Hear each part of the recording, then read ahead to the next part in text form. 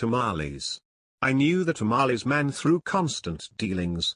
Every year at the right season he would walk up and down the streets shouting his wares, tamales. Tamales do espiga. The whole family liked them very much for their delicious taste. Years went by, perhaps as many as 10, and we always had a taste for those tamales. Then the tamales man was joined by a young girl about 12, apparently his daughter. He took care that she was always nicely dressed, very clean and tidy. She was his companion. He kept on hawking his wares some 2 or 3 years more with his young daughter when suddenly he stopped. Not only he did not come to our street, but I didn't see him anymore. I couldn't find him anywhere. I thought this strange. Some time went by and one day I came across him in a street which he did not usually frequent in his rounds, and he greeted me very formally. He said, "Good afternoon, young man. How are you?" I answered his greeting and noticed that he was very well dressed, with rather expensive clothing.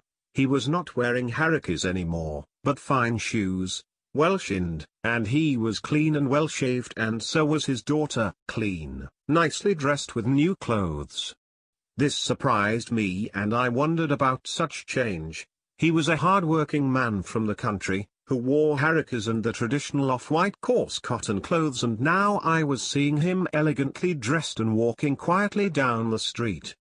Days went by and I happened to run into Mario, a good friend who was acquainted with the tamales man since he lived near his house and they were on friendly terms. They were neighbors in a rural area where magais were plentiful, so with some curiosity I asked Mario about the so obvious change in the tamales man and in his daughter.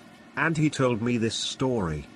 He said, according to what the tamales man told me, it seems he was coming up the road with this daughter.